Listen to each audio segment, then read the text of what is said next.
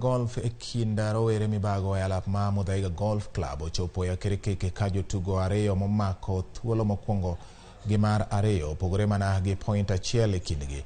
Krish Shah mane omako thuolo mokwongo chieng' wuok tich sani oduogo e thuolo mar achiel bang' wito thuolono odiochieng' manyoro ne jatugo Mikhael Kihara gi point achiel.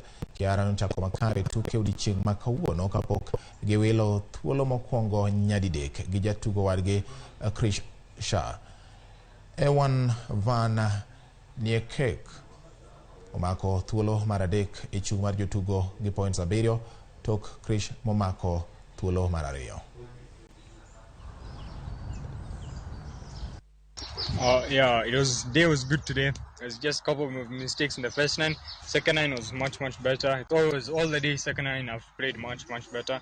Just putter was not the best in the first 9. It was better in the second 9, and I was hitting green, so it was all good. Yes, I mean my plan was not to allow him to get the lead, but he did. But it's not because I was playing bad golf or anything. But he just played really well today, so it kept the competition nice and competitive throughout the whole round.